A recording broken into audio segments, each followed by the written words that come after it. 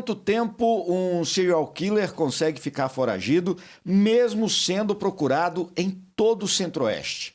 Em junho de 2021, Lázaro Barbosa parou o Brasil. Foram 20 dias de caçada. Quase 300 agentes de diversas forças de segurança participaram dessas buscas em várias cidades do Distrito Federal e também de Goiás. Uma caçada policial como nunca se havia visto antes na história do Distrito Federal, na história do entorno aqui do nosso quadradinho. Foram utilizados helicópteros, cães policiais, técnicas policiais específicas para caçada em mata. O caso completa agora 4 anos.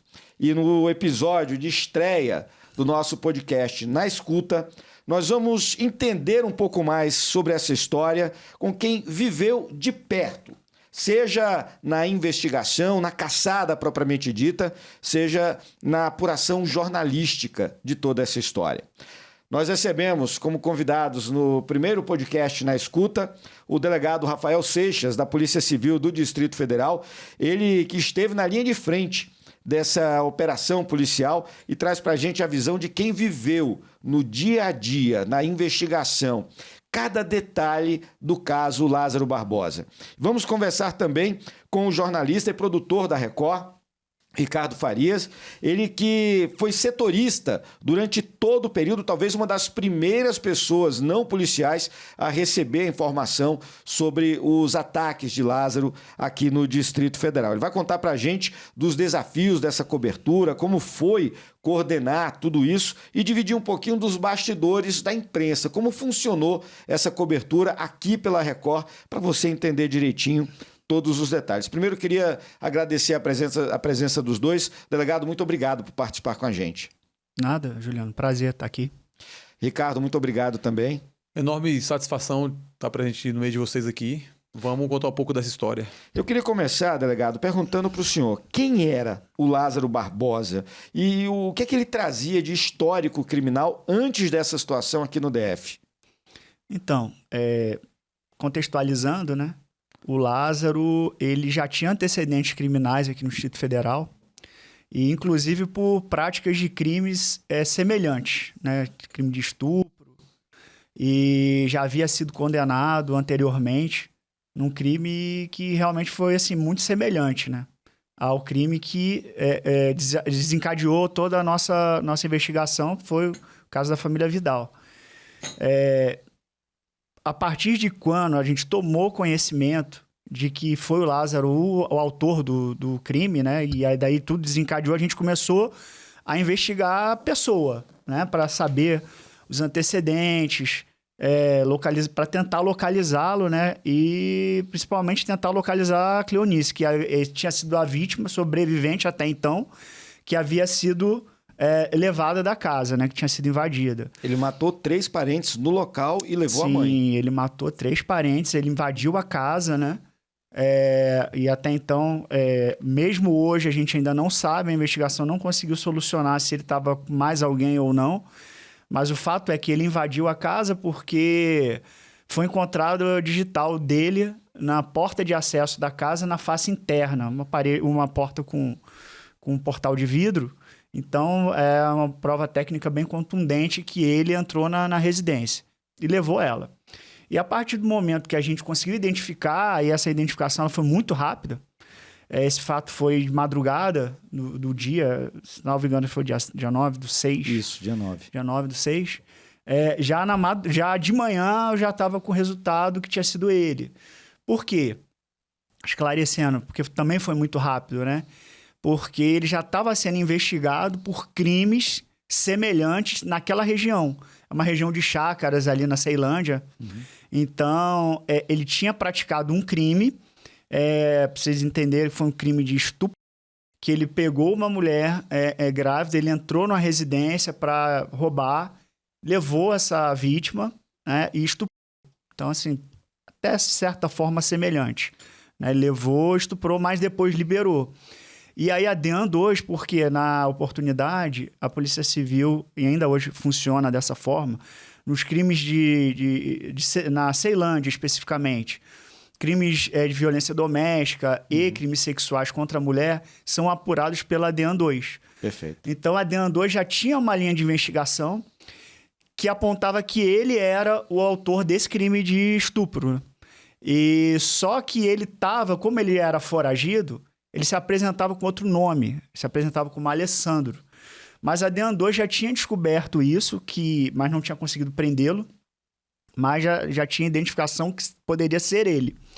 Diante disso, como o modus operandi da questão da família Vidal foi semelhante, região e tudo, aí a DEAN-2 entrou em contato com a gente e informou pra gente que tinha esse suspeito da prática de um crime anterior.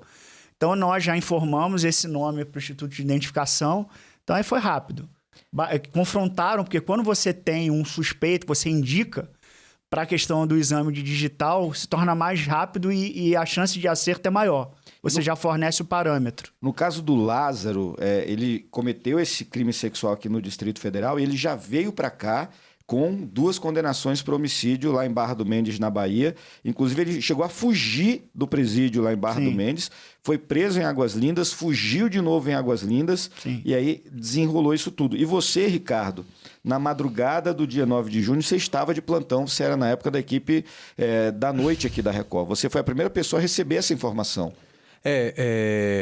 Nós recebemos, diante das fontes que nós temos, policiais, eu recebi por volta ali de umas 3h30, 4 horas da manhã, um comunicado de uma fonte policial que tinha acabado de acontecer uma invasão à residência na área do INCRA, né? Ali na região da Ceilândia. E aí, nós como jornalistas, já preparando os jornais da manhã, na época era o DF no ar, Balanço Geral Manhã, nós já mobilizamos aquelas pessoas ali que poderiam nos ajudar. E aí, nós até então não sabíamos do que se tratava, simplesmente era uma invasão a domicílio, só que à medida que as informações foram chegando, a gente foi tomando a dimensão do tamanho do crime, né? 3 pessoas mortas, sendo 2 jovens, um pai, e o que mais nos chamou a atenção, além, né, da brutalidade do crime, foi o sequestro da mãe, da matriarca ali. E aí nós já acendemos aquele alerta, olha, Brasília não costuma ter um crime dessa natureza. E foi então que nós começamos a mobilizar as equipes. Era uma dificuldade maior, Juliano, por conta da pandemia. Nós estávamos no auge da pandemia, já era uma cobertura difícil, muitos colaboradores, muitos colegas trabalhando em teletrabalho, home office. Eu também estava em home office. Nós estávamos com equipes reduzidas e tomando todos aqueles cuidados, né? De sanitários. E assim, demandar uma cobertura dessa nos tomou muito mais cuidado e muito mais trabalho mesmo, porque era uma região também mais rural e por conta da crueldade do crime, a gente tinha que ter muito cuidado com o desencontro de informações, né? E nós recebemos essa informação, já informamos aos nossos chefes ali para saber como que nós iríamos fazer essa cobertura com total responsabilidade, porque na hora dessa, a responsabilidade da informação mais precisa para não atrapalhar tanto a polícia, quanto não dar uma informação que vá deixar a população com pânico, ela é muito importante, né? Deixa eu aproveitar aqui, delegado. Nós tivemos toda essa violência, né? Essa forma brutal com que o crime foi cometido. Dava para traçar, naquele momento, com base nas informações que o senhor tinha, dos antecedentes do Lázaro, um padrão de comportamento dele? E por que o Lázaro era considerado tão perigoso? Então, como eu complementando aquela primeira pergunta, né? Então, chegamos na autoria. Daí, chegando na autoria, você vai começar a pesquisar antecedentes, vendo, e a gente conseguiu identificar que ele tinha já uma condenação de uma investigação que foi conduzida pela 19ª DP há muitos anos atrás, há 20 anos atrás, semelhante também. Então, assim, ele e o irmão dele estavam num pesque-pague na área do Córrego das Corujas, inclusive onde o corpo da Cleonice foi encontrado. E eles estavam no pesque-pague, jogando sinuca e, em determinado momento, a funcionária do pesque-pague foi levada por ele, pelo irmão, para o Córrego das Corujas, foi estuprada, mas também foi liberada na sequência. E eles 2 foram identificados e foram condenados por esse crime. Então, você vê que já era um histórico dele. Teve esse crime que foi praticado lá há 20 anos atrás, né? Não me recordo a data exatamente, mas foi condenado, ele e o irmão, levou a vítima, estuprou. Teve esse outro fato que foi concomitante, muito recente ali, quase na casa da família Vidal. Então você começa a ver qual é o tipo de comportamento dele, porque é um crime de estupro. Você sequestra a vítima, pratica o estupro, libera, não é uma coisa comum de você ver. Então a gente identificou que, além desses crimes com estupro, na própria região ali, da chácara onde teve a casa da família Vidal, tinham acontecido outros crimes também semelhantes. E ele tinha uma situação peculiar que, em alguns desses fatos, ele entrava na residência, ele rendia as vítimas e ele determinava que as mulheres ficassem nuas e cozinhando para ele. Ele tinha um comportamento assim, muito atípico. E a gente começou a ligar e identificou que ele tinha praticado esses crimes. Inclusive, um desses roubos foi na casa dos parentes da família Vidal também, que ele tinha entrado e tinha rendido, o pessoal tinha roubado também. Na mesma região, doutor? Na mesma região, bem próximo. Né? Inclusive, o que a gente levantou, né? Que inclusive o filho mais velho, que é o Gustavo, ele teria dito que, como foi com o parente dele, falou, se acontecer aqui em casa eu vou reagir. Ele teve isso. E até pela dinâmica do crime do local, ele foi o que levou um disparo de arma de fogo. Não, possivelmente ele deve ter reagido, né? Então, assim, a gente começou a investigar o Lázaro e a gente viu quão perigoso ele era, né? Pela dinâmica dos crimes dele, um histórico muito longo desse tipo de crime, né? E o Lázaro, Ricardo, ele tinha um detalhe, né? Ele era mateiro. Ele tinha conhecimento, né? Ele costumava caçar justamente naquela região, também na região de Cocalzinho, em Goiás. E isso dificultou bastante o trabalho da polícia e deve ter dificultado também a cobertura da imprensa. Chamava muita atenção, Henrique, Juliana, à medida que a investigação andava, os dias iam passando, o nosso trabalho também se tornava muito mais dificultoso e também com maior responsabilidade, porque por ele ser um nativo, digamos assim, por ele conhecer muito plenamente aquela área, ele driblava a polícia e, ao mesmo tempo, fazia com que nós tivéssemos muito mais cautela em repassar as informações, porque a gente poderia falar que ele estaria na Ceilândia ainda, quando, de repente, ele poderia estar em Cocalzinho já, porque é uma área muito densa de mata, com atalhos, digamos assim, que somente ele conhecia. E à medida que essas informações, nós iríamos recebendo as informações, a gente ia com cautela, não vamos noticiar isso, porque às vezes pode atrapalhar uma emboscada que a polícia está querendo armar ali na frente, mas assim, e chamava muito a nossa atenção a rapidez e a forma com que ele se deslocava nos locais. Ele apareceu aqui hoje, amanhã ele já aparecia em outro ponto. E para nós, deslocar equipes ali naquela região foi muito difícil mesmo. Tirando aquela questão toda de ter que lidar com o medo da pandemia, ainda tinha essa questão de dar de frente com um serial killer, né? O Dionísio foi um dos repórteres que mais participou dessa cobertura, né? A gente via sempre ele com colete balístico, a equipe inteira com colete. Eu fico imaginando a situação, o medo, né, que a equipe, porque nós somos seres humanos, né? Nós somos seres humanos, expostos numa situação como essa no meio do mato, porque muitas vezes ele entrou no mato com a polícia para tentar localizar o Lázaro. Então, um risco a mais para a cobertura. Sim, nós fizemos, Gil, aqui nós fizemos um esquema especial, porque a Record, ela, como todos sabem, ela tem uma grande programação de jornalismo durante a sua grade de programação durante o dia. E nós praticamente ficamos o dia inteiro nessa cobertura. Começava no primeiro jornal da manhã e se estendia até o jornal da Record. E as nossas equipes, elas ficavam se revezando. O Dionísio foi um brilhante comunicador nesse caso, porque ele soube passar com clareza, com muita responsabilidade, todo esse trabalho policial, toda essa caçada ao Lázaro. E para nós, que estávamos aqui do outro lado do balcão, digamos assim, a gente tinha esse cuidado todo, por quê? Como que nós vamos preservar as nossas equipes e, ao mesmo tempo, trazer um trabalho com responsabilidade e sem atrapalhar a polícia, entendeu? Então, a gente teve que ter um planejamento muito minucioso para fazer essa cobertura. Doutor, o senhor comentou agora há pouco a questão do padrão. O Lázaro, ele tinha um padrão na forma de praticar esses crimes. Esse padrão, ele tornava o criminoso ainda mais perigoso, tinha esse receio, porque ele, inclusive, durante a perseguição, a caçada, vou chamar assim, ele chegou a confrontar os policiais e mais de uma vez chegou a atirar, inclusive balear um policial. Sim. Então, a gente verificou não só as ocorrências ali na Ceilândia, mas ele estava também praticando crimes lá em Águas Lindas, roubos também em chácaras.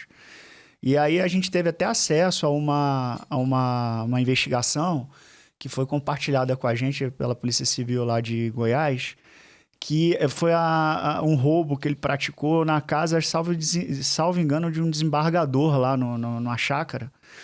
E ele entra sozinho, né? Assim, essa imagem a gente teve, eu nem sei se chegou a circular na imprensa, não, mas acredito que talvez sim. Ele entra na casa sozinho, escala todo mundo, tinha muita gente dentro da casa. Então, você percebe o quê? Que ele veio com progressão, ali escalando todo mundo, né? Rendendo todo mundo. E assim, você verifica que nas imagens ele estava sozinho nesse caso, e você já percebe que ele era audacioso, então destemido. Então você já tem que ter até uma certa cautela a mais para ele praticar o tipo de crime daquele. Eventualmente ele pode entrar numa residência, ter alguém armado. Ele não tinha medo. Ficou muito claro. E o que eu percebi, né? Porque quando a gente foi adentrando o caso, foi tentando localizar, que meu objetivo maior era o quê? O crime em tese já estava solucionado, entre aspas, porque a gente já tinha um autor, e a Cleonice, ela tinha sido levada. Então, a minha intenção primordial era o quê? Da minha equipe? Tentar localizá-lo para tentar achar a Cleonice. Até esse momento, não se sabia ainda que ele havia matado a Cleonice, né? Não se sabia. Eu confesso para você que tinha esperança de encontrá-la viva. Por quê? Pelos outros crimes, né? Que ele tinha estuprado as vítimas, mas tinha liberado na sequência. Mas uma peculiaridade é que tinha outras vítimas mortas, né? Então, isso daí eu acho que poderia ser uma queima de arquivo também com a Cleonice. Mas enquanto ele não foi para Águas Lindas, eu confesso que eu tinha esperança ainda de encontrá-la viva. E aí a gente vai adentrando, o meu objetivo foi o quê? Vamos tentar localizá-lo. E fomos ali no sol nascente, de casa em casa, porque como ele estava foragido, ele mudava de residência de 2 em 2 meses, 3 em 3 meses. Então, até a gente conseguir chegar na última moradia dele, demorou um pouco. Isso aí foi o dia inteiro. Eu com a minha equipe entrando em todas as residências. Inclusive, na última residência que ele tinha residido com a esposa e com a filha, com a companheira e com a filha, a gente chegou a localizar lá munição de arma de fogo, né? De revólver e de calibre 12.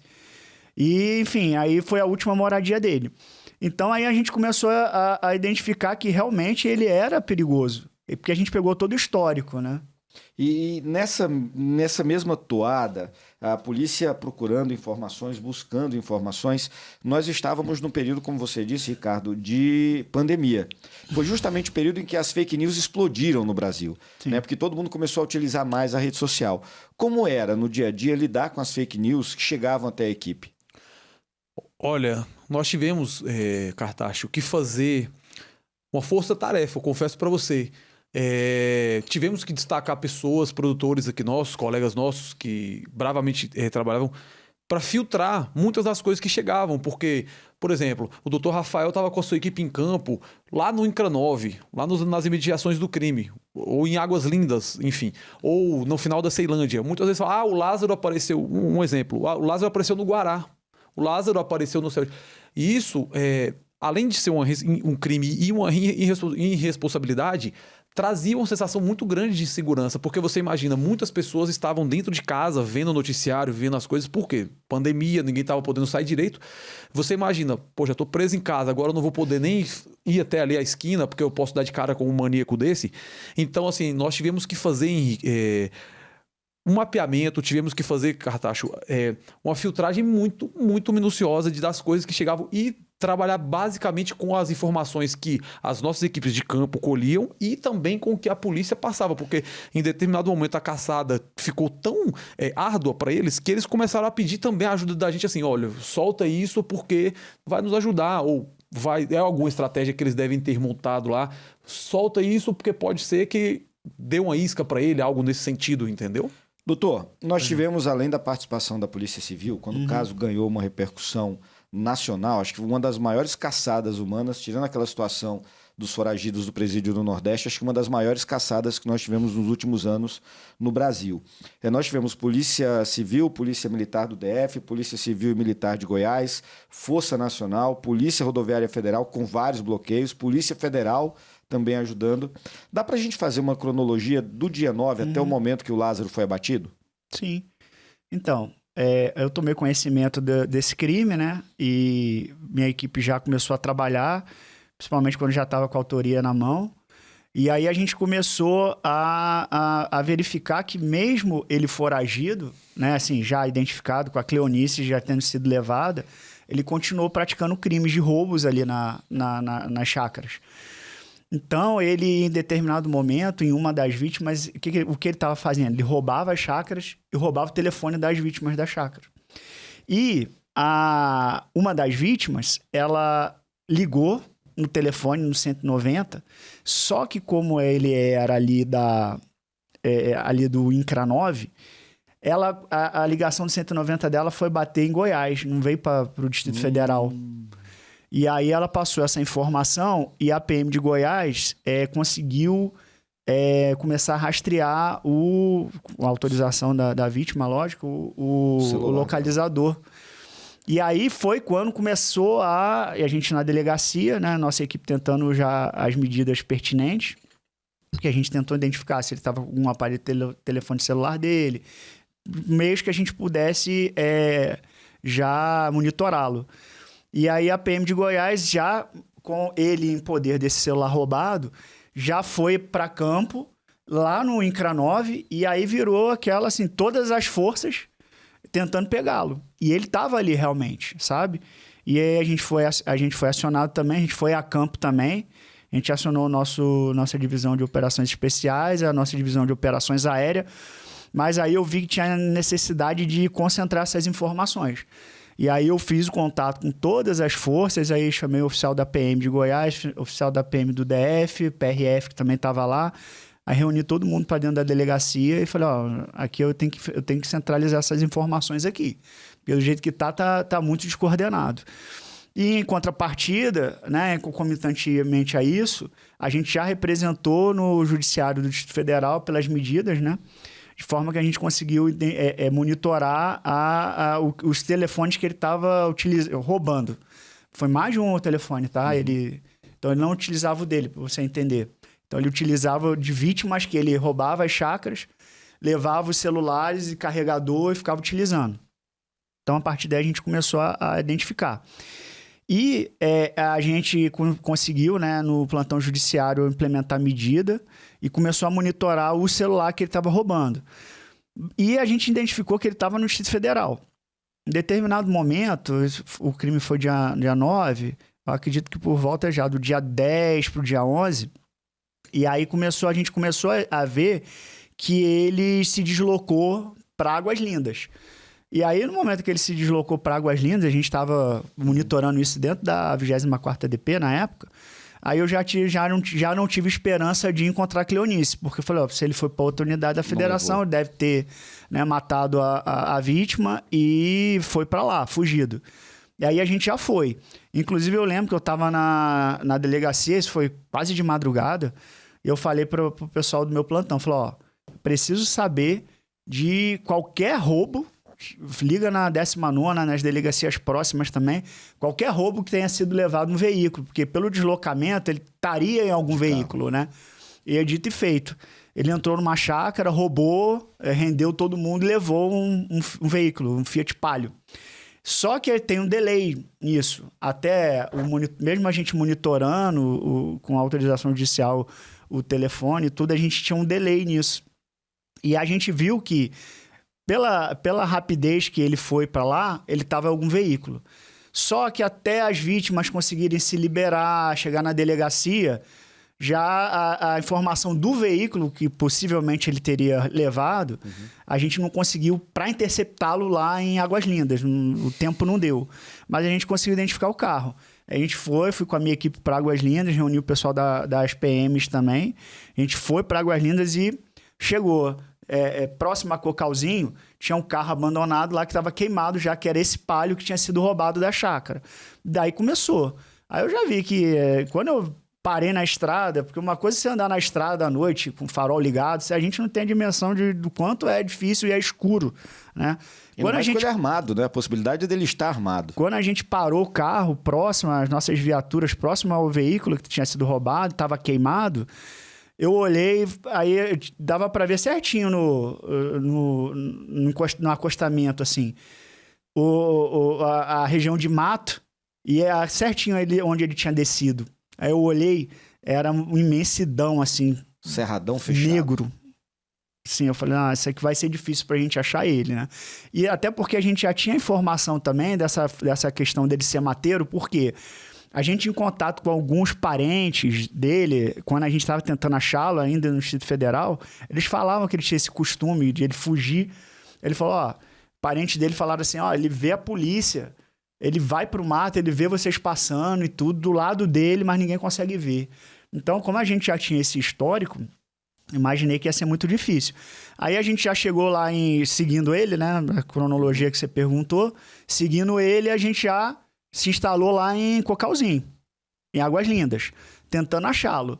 Porque ele estava utilizando o celular, entendeu? Mas a questão, como também é a área rural, então a gente também não conseguia.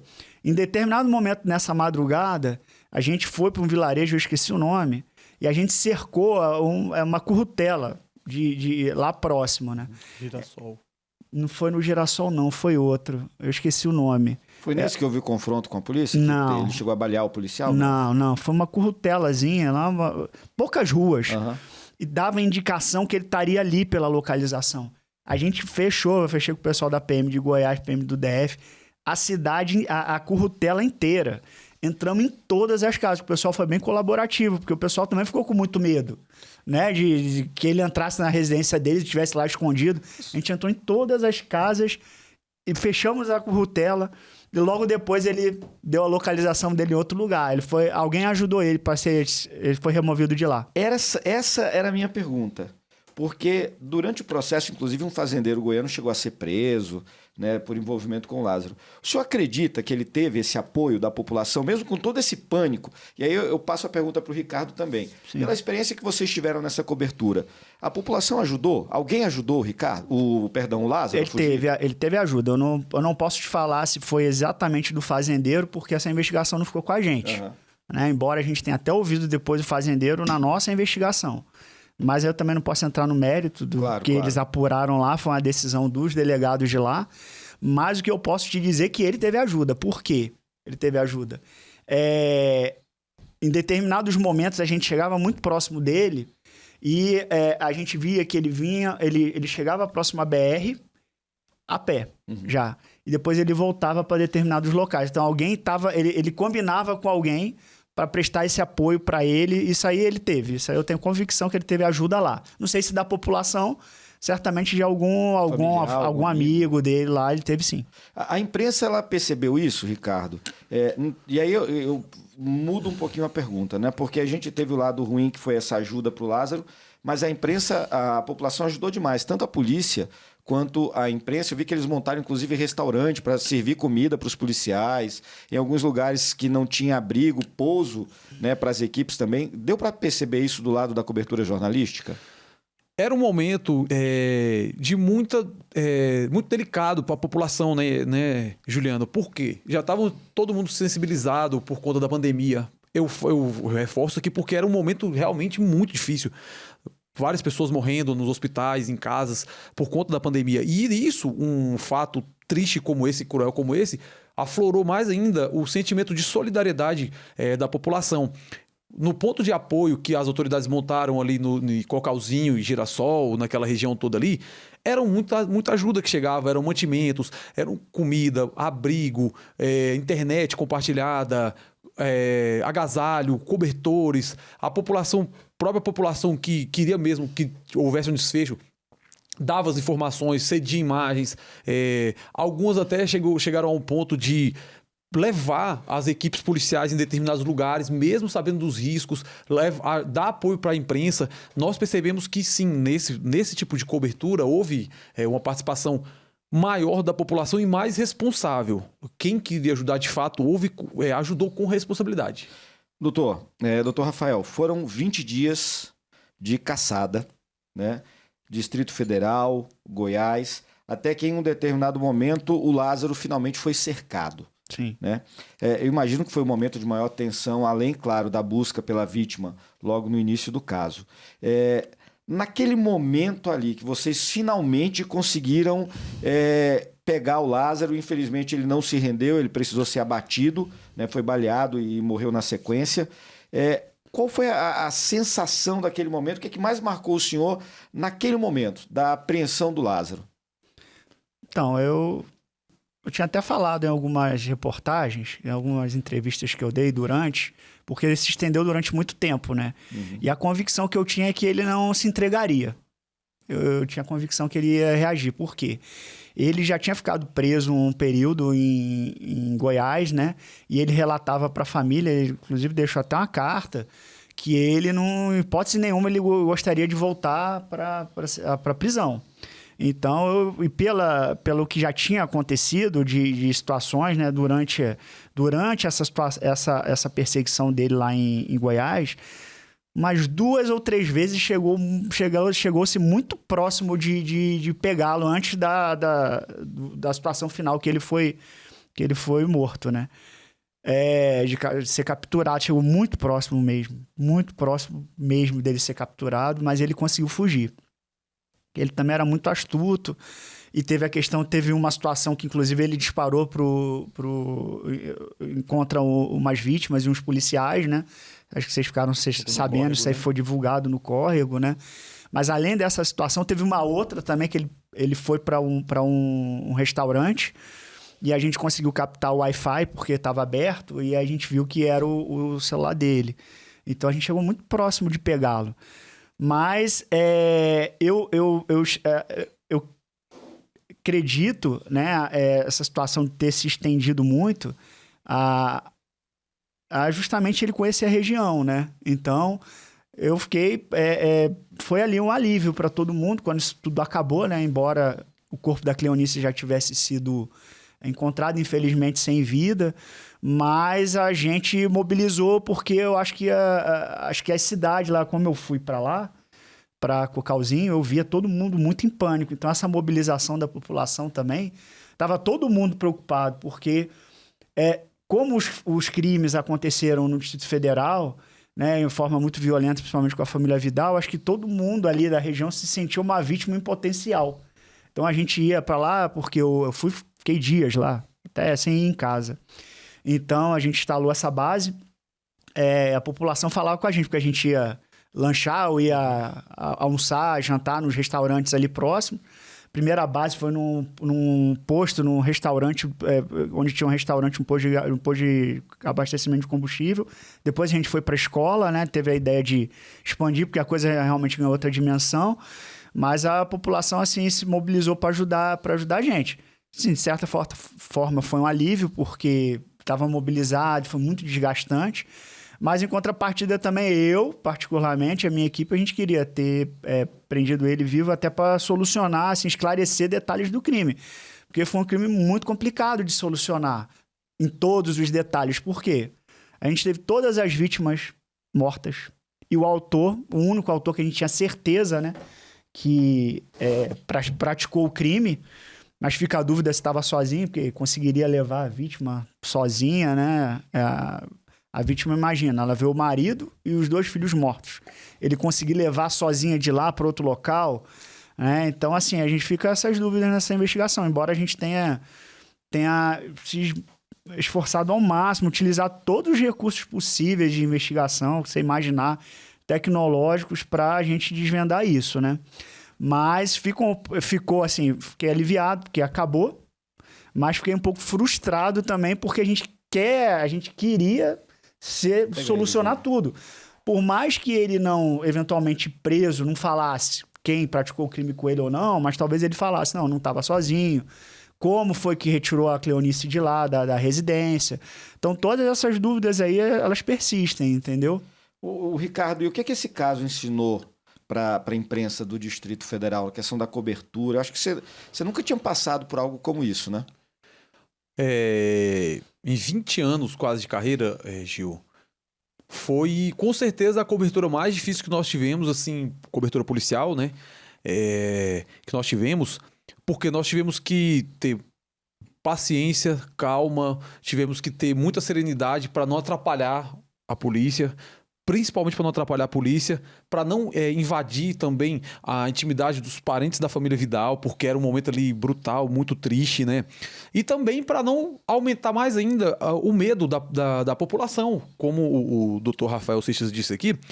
Quando tudo acabou, foi um momento de alívio para todos, tanto para a polícia, quanto para a população, quanto para nós também, porque nós também ficamos desgastados, por mais que seja uma cobertura para nós, quanto profissional, é uma cobertura importante, é uma cobertura que vai dar visibilidade, mas para nós também foi um alívio, porque assim, foram 20 dias de muito trabalho, muito desgaste. Fica também pro lado da imprensa uma frustração, assim como pro doutor, porque pro doutor Rafael, porque para nós também queríamos respostas. Nós também queríamos trazer essas respostas para a população, que nós não tivemos a oportunidade, porque infelizmente, né, ele foi abatido.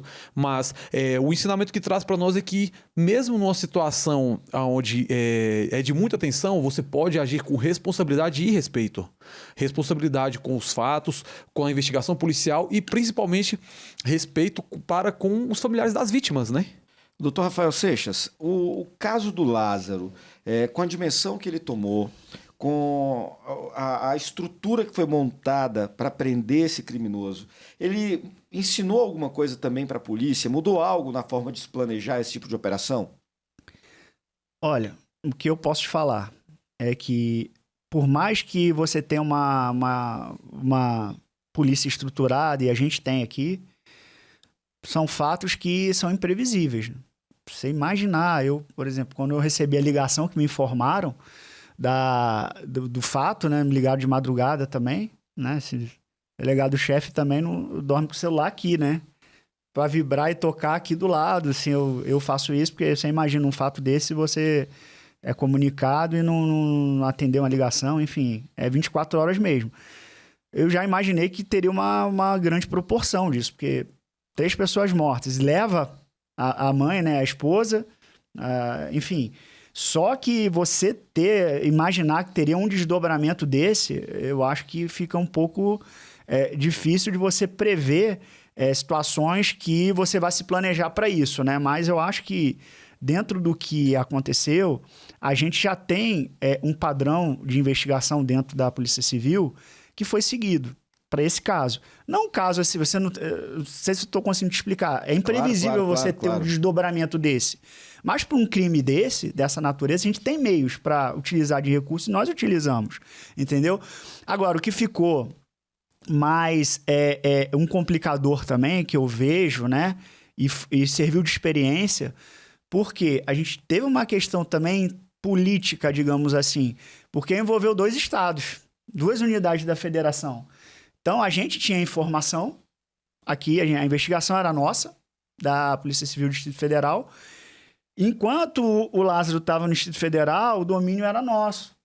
Né? Assim, isso eu não estou falando numa questão de domínio, de disputa, porque é questão... A minha polícia ela tem uma atribuição territorial, a polícia de lá tem outra atribuição, e são governos distintos. Então, assim, ficou difícil para a gente... e isso daí essa cooperação, aí nesse aspecto eu acho que houve uma maior aproximação depois disso. Eu não sei se isso responde a tua pergunta, mas sim, eu acho que sim. Porque eu acho a maior dificuldade que a gente encontrou foi essa.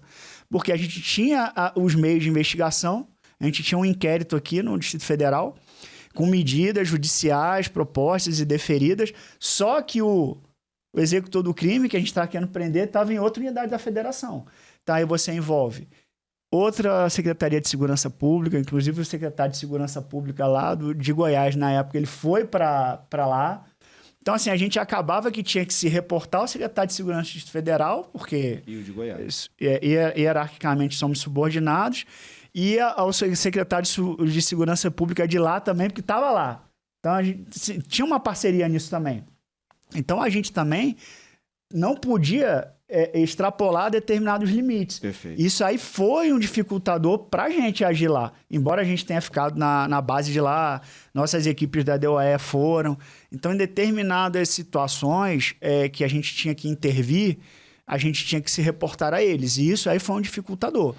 Olha, sem dúvida nenhuma, acho que foi um dos casos que mais marcou o Distrito Federal. Estou aqui há 26 anos e não tinha outra história que pudesse inaugurar, se é que eu posso chamar assim, o nosso Na Escuta. Doutor Rafael Seixas, queria agradecer demais a presença do senhor. Eu sei que a correria que é a sua lida no dia a dia, agora na 12ª DP. 12ª DP. Muito obrigado por seu serviço, parabéns pela operação. Ricardo, você sabe que sou seu fã já há muito tempo também. Parabéns pelo trabalho aqui na Record. E você de casa, né? Acho que esse é o mais importante. Saber se você aí do outro lado gostou dessa história. É uma história realmente que marcou a vida de muita gente, marca até hoje, é referência, é estudo de caso aqui no Distrito Federal e no Brasil inteiro. Esse foi mais um caso policial vivido aqui no Distrito Federal, uma história que mexeu com o Brasil inteiro. E se você gostou desse nosso bate-papo, por favor, compartilhe com outras pessoas que também gostam de jornalismo verdadeiro, de segurança pública, de histórias reais e cobertura policial da forma como ela deve ser feita. Tá? Mais uma vez, agradecer aos nossos convidados. Se você quiser escutar mais uma vez, nós estaremos no Spotify, YouTube, Deezer, R7, Play Plus. Tá? E eu te espero no próximo episódio com mais uma história que com certeza marcou a sua vida, a minha, a nossa vida. Esse é o podcast Na Escuta. Foi muito bom estar com vocês.